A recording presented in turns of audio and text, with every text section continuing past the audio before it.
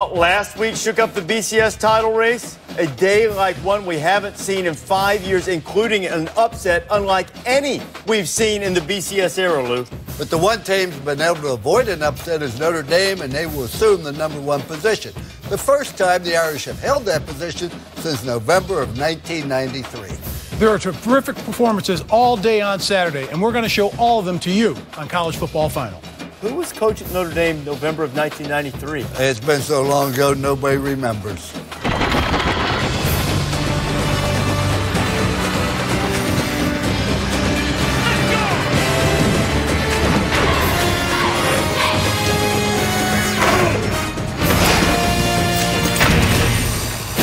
College Football Final is presented by AT&T.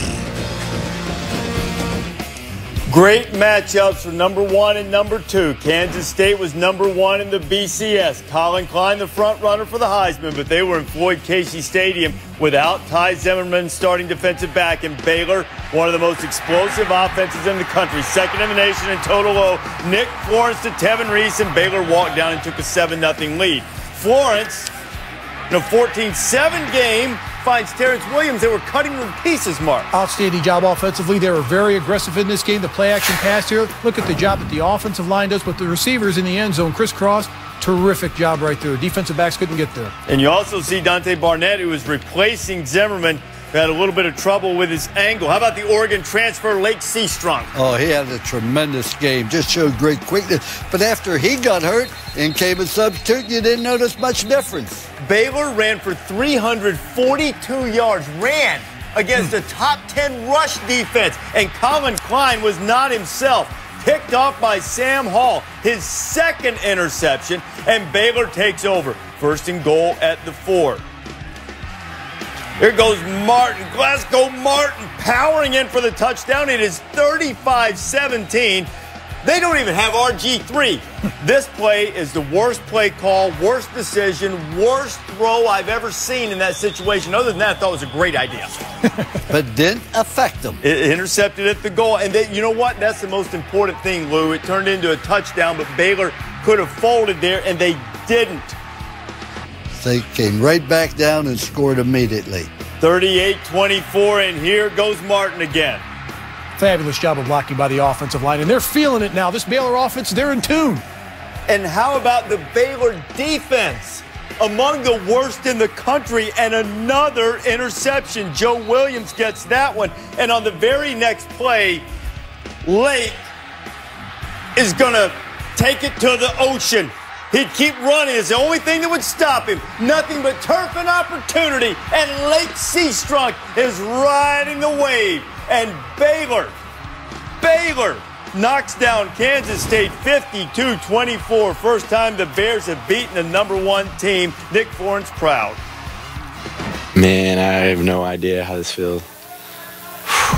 We knew we're a good ball club. We haven't put it together. And tonight we did it. And that's the type of locker room I want after every game. They took the fight to us, and we weren't I didn't have them well enough prepared for it. I thought Baylor played as would be expected, played extremely well on offense. I know that we didn't handle the environment, as I said, and I'm not talking about just the environment here at Baylor.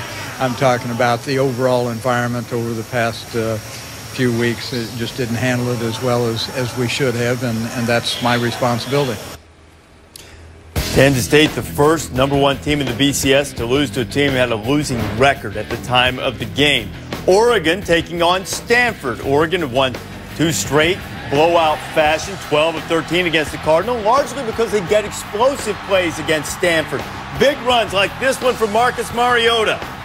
He'll go 77 yards officially, though you're going to see 79 on the 5. But look at DeAnthony Thomas, Lou. If he just turns around, this is a touchdown. He gets just a shield block. I thought he was going to score it to get his picture in the paper. All he has to do is turn around and get that block, and he would have scored. And you know why that turned out to be huge? Because on 4th and 1, Shane Scove stuffs Mariota, and they got nothing. You get a 77-yard run, you get nothing.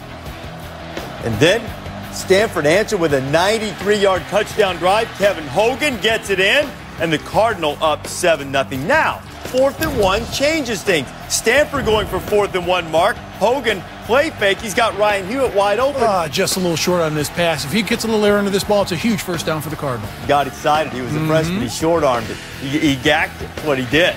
And Oregon answered. Mariota, Keenan Lowe, 22nd drive, under a minute this season for a score. Ducks tie the game. Now, Ducks have a 14-7 lead. Remember the problems poor Jordan Williamson had in the Fiesta Bowl? Couldn't win the game, short field goals against Oklahoma State. But Stanford was undaunted. Hogan to Zach Ertz. Incomplete, and Stanford had already turned the ball over 3 times. Things just weren't going their way. Ertz ruled incomplete until the replay official overturned it and called it a touchdown. You see the inside shoulder touch inbounds, and you can clearly see a gap between the white line and the other shoulder. So, in my opinion, the replay guys got it right because of that first shoulder touching with possession.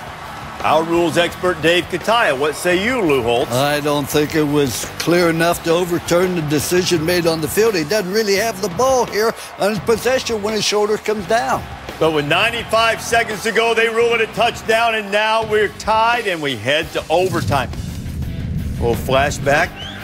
Remember last year, almost a year to the day, when Alejandro Maldonado had a chance to put Oregon in overtime against USC, and he missed it to the left. Oregon lost that game. Back to Saturday. Didn't get anything done in overtime. He's got a 41-yard attempt, and he went postal. Stanford takes over. By the way, this will be the game of the week, ESPNU, 8:30 on Monday night. Stanford already with 3 turnovers. Oh, Kevin Hogan put it on the deck again, and somehow it squirted away from Michael Clay, and Stanford recovered. And here's Williamson again. All of the heartbreak of the Fiesta Bowl just inside. Stanford wins at 17-14. David Shaw stuck with his kicker no matter how many struggles he had, and boy, did it pay off in Eugene. We try to play our style of football. I mean, this is a tough environment. Their fans go crazy for their team. Oregon's a great team. Their defense played well. We found a way to survive our mistakes in the end and pull it out. I give a ton of credit to Stanford. They certainly won the football game. We didn't capitalize enough on the turnovers our defense created offensively to, put ourselves in a situation where we're on top. Gardner's a good football player. Stevens is a good football player. Shane Scove's a good football player. Trent Murphy's a good football player. Chase Thomas is a good football player. They again good football players too. What? I know that, but those guys played a little bit better than us tonight. So I got to give credit to them. Chip handling it with class, as he always does, and all of those guys he mentioned in the Stanford front 7 who dominated the game. I got so many notes to throw at you. Stanford was 4 of 17. Oregon was 4 of 17 on 3rd down. They came in 8th in the country, nearly 52%. They only had 4 runs of 10 yards or longer. They were 2nd in the country with 103 coming into the game. Only 4, Mark. Stanford's defense highly ranked. You saw the numbers and everything and said, boy, this should be a good matchup. But historically, they haven't been able to match the speed. How did they stop Oregon in this game? Well, I think they learned a lot when they played Arizona because they sat back against Arizona and they were catchers. In this game, they were deliverers. The defense was definitely aggressive in this football game. They attacked the line of scrimmage. They went after Oregon. They watched the football. They weren't faked out by anything. And Derek Mason, their defensive coordinator, had a great game plan coming in. They were #1 getting to the quarterback in sacks. They were #1 in rush defense. And they wanted to dominate and control the line of scrimmage. And I think they did a fabulous job of doing that. Tackles for losses, pressure on the running backs, not letting running back Kenyon Barner get away from that first or second tackler. They were corralling their running backs, DeAnthony Thomas. They weren't getting those huge explosive plays that Oregon's used to getting. And I think their game plan defensively was magnificent in this game. They executed it perfectly. You hit an important point too, Lou. I thought at one point you talked about how they slowed down the Oregon tempo because they got 9 tackles for loss in the game. Oh, they did. They were leading the country in tackles for losses, but I predicted that Stanford would win this football game because they would keep it close. They played great defense. They got a tremendous performance from their redshirt freshman quarterback, Kevin Hogan, and I just think that they did a great job with it. And all of a sudden, here Oregon's in the 4th quarter, and we ain't ahead by 25 points, and that makes a little bit difference. You know what was a little bit different, too? That's how #2 went down at home, surprisingly. But Stanford, if it executed and stayed disciplined, you said maybe they had a shot to keep their team in the game. When you look at Baylor's defensive numbers, there is nothing nothing to suggest that they ought to be able to slow down Kansas State. They were dead last, Lou, allowing almost 520 yards per game. And while they certainly gave up some yardage, this was a different Baylor defense. What was different about them? Well, they played physical. They played total defense. They had a great offense. They played a complete game. And you have to play and be very, very physical. Look at them control the line of scrimmage. See them get penetration. That means that the linebackers then can step up into the hole. Very good fundamentally. They come up in here. They're playing great pass defense. Whether it be man or zone, they mixed it up. That's why they got 3 different interceptions. Here you see him break on the ball, but let's also say this was not one of the better days of Kansas State. They had an awful lot of missed assignments, but the fact they controlled the line of scrimmage. Well, if you're going to play defense, you start by controlling the line of scrimmage. Alabama does it. Notre Dame does it. You stop the run. Then you play well on third down. I mean, this was a tremendous performance. It was. Coach, how about Phil Bennett, the defensive coordinator for Baylor, coming into this game? His job was to stop Colin Klein. If you stop Colin Klein and they're running an attack, you win the football game. And they were knocking him around. They sacked him a few times in this game. They just stuffed him on the run, 17 for 39 yards. I tell you, about 3 weeks ago, Phil Bennett's job was on the line. Yeah, I know you always want to win. And Phil Bennett, we know great him, like coach. and respect Great him. coach. Tremendous coach. Probably a little bit lacking in talent on the defense. They played great tonight.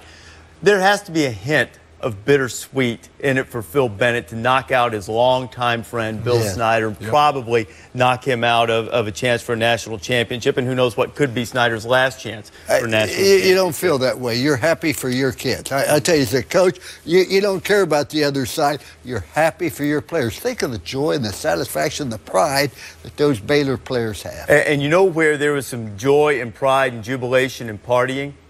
South Bend, Indiana, Tuscaloosa, Alabama, Athens, Georgia. Because here are the projected BCS standings according to our Brad Edwards. Notre Dame, the lone eligible team to win the BCS National Championship that is undefeated, will be #1. Alabama, Georgia, somehow Florida. Well, they've only got 1 loss, but Florida hasn't looked good in about 3 or 4 weeks.